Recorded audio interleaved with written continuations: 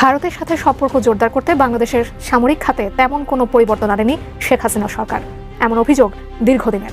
তবে এই পরিস্থিতি বদলাতে বড় ধরনের সিদ্ধান্ত নিয়েছে অন্তর্বর্তী সরকার। সাব্বাস কাকু সাবাস, ইউনুস কাকু সাবাস। দর্শক, ইতালি সফর শেষ করে বাংলাদেশে এসেই ইতিহাস সৃষ্টি করল প্রধান উপদেষ্টা ডক্টর মোহাম্মদ ইউনুস।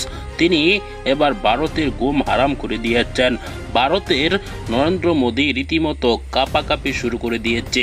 এই ভিডিওতে আপনাদেরকে এমন কিছু ভিডিও দেখাবো যেটি দেখলে আপনি অবাক হয়ে যাবেন, ডক্টর মোহাম্মদ ইউনুসকে প্রশংসায় ভাসাবেন। আসুন দেখে আসি সেই ভিডিওগুলা। না টেনে দেখবেন, একটি লাইক করে আমার সাথেই থাকবেন প্রিয় দর্শক। সাব্বাস কাকু সাবাস, ইউনুস কাকু সাবাস। অনেক আমার উপর রাগ হবেন যে ভাই মানে একদিন আগে সমালোচনা করেন, একদিন পরে আবার প্রশংসা করেন। আমি বরাবরই বলি, দেশের জন্য যারাই কাজ করবেন, যতটুকুই করবেন, সেটার জন্য আমরা খোলা দিলে প্রশংসা করব। আমরা চাই বাংলাদেশ এমন একটা রাষ্ট্রে পরিণত হোক লাইক উত্তর কোরিয়া, যে আমাদের উপরে কেউ ছড়ি ঘোরাতে অথবা আমাদের উপর প্রেসার ক্রিয়েট করবে অথবা ধমক দিয়া বড়াই ফেলবে আর আমরা বাধ্য হইয়া বইরা যাব। এই দেশ আমরা কিন্তু চাই না।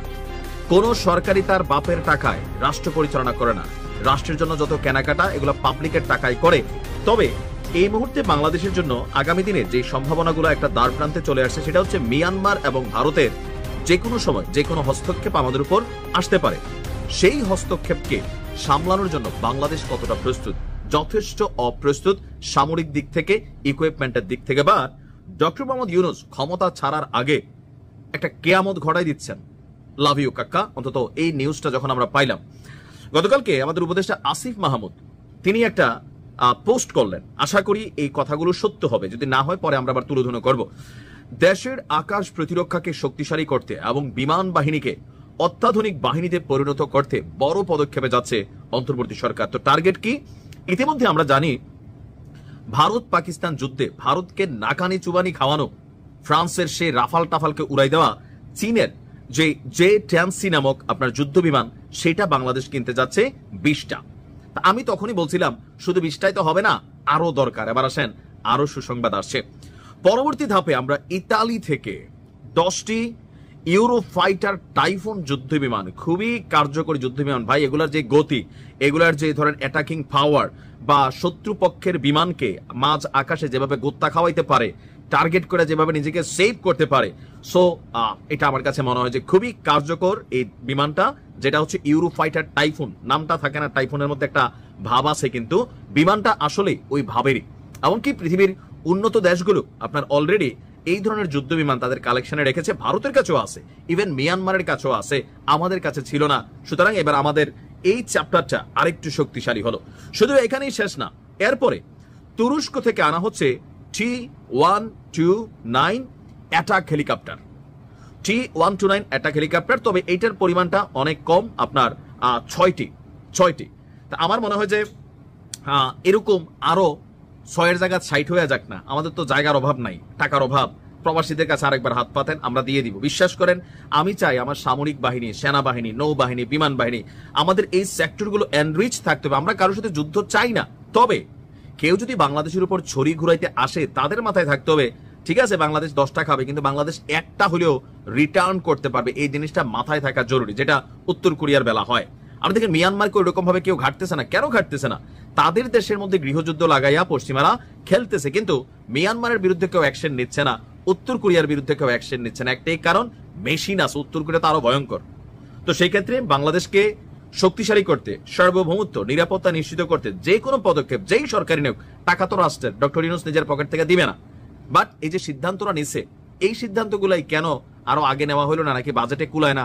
কারণ এখানেও হাজার হাজার কোটি টাকা খরচ হবে। হোক না, এই জিনিসগুলো দরকার। আমরা চাই আমাদের সামরিক ভান্ডার আরো শক্তিশালী হোক, আরো সমৃদ্ধ হোক, যেন যে কোনো পরিস্থিতিতে অন্তত আমাদের উপরে কেউ ছোবল মারলে আমরা ফুস করে উঠতে পারি। ধন্যবাদ।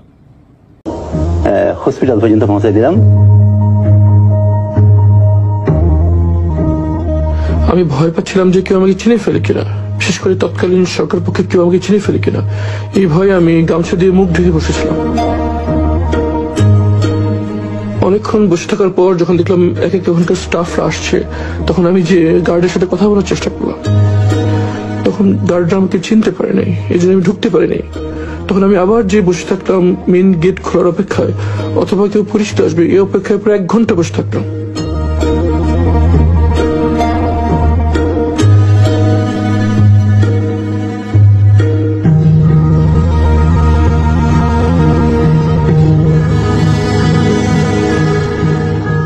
এক ঘন্টার মধ্যে আমি বসে থাকতাম, কিন্তু পরিচিত কাউকেই পেলাম না।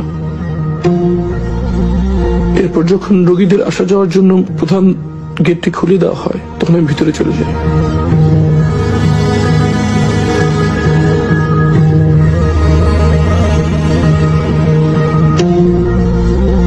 মনের ভিতরে প্রচন্ড আশঙ্কা কাজ করছিল, আমার পরিবার কোথায় আছে, কিভাবে আছে, তারা কি জীবিত আছে। মনের ভিতরে ঝড় বেজাচ্ছিল।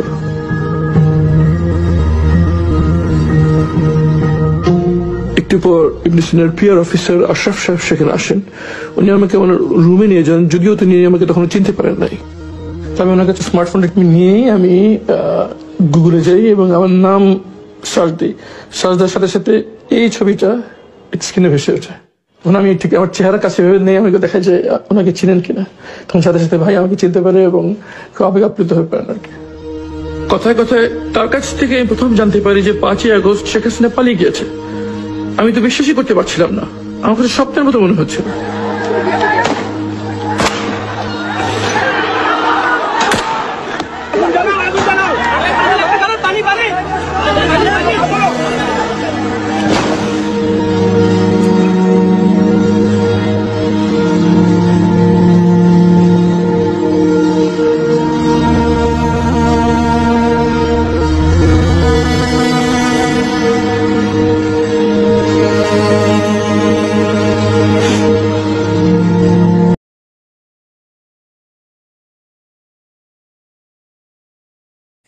প্রিয় দর্শক, বাংলাদেশের সাবেক প্রধানমন্ত্রী শেখ হাসিনা ক্ষমতা থাকাকালীন তিনি ভারতের সাথে পাঙ্গা নিয়ে কোনো কিছুই করেনি।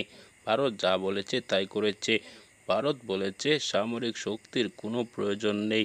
তিনি বাংলাদেশের কোনো সামরিক উন্নতি করেনি, এখন পর্যন্ত কিন্তু সেই উন্নতি নেই। এখন ডক্টর মোহাম্মদ ইউনূস ক্ষমতা আসার পর রীতিমতো তুলকালাম কাণ্ড ঘটাচ্ছে। একের পর এক যুদ্ধ বিমান মিসাইল কিনে ফেলেছে তারা। দর্শক, এই দৃশ্য দেখে নরেন্দ্র মোদী রীতিমতো কাঁপতে শুরু করে দিয়েছে। ভারতের প্রধানমন্ত্রী নরেন্দ্র মোদী বলছে তারা কেন এগুলা কিনছে। বাংলাদেশ সীমান্তে একের পর এক হত্যাযজ্ঞ চালিয়ে ভারত রীতিমতো তুলকালাম কাণ্ড ঘটাচ্ছে কিছুদিন যাবৎ ধরে। এখন বাংলাদেশের এই প্রস্তুতি দেখে রীতিমতো ভারত থরথর করে কাঁপছে। দর্শক, এই ভিডিওতে আপনারা দেখাচ্ছেন এই সকল বিষয় নিয়ে একটি গুরুত্বপূর্ণ বিষয়। আপনার মতামত জানাবেন। আসসালামু আলাইকুম।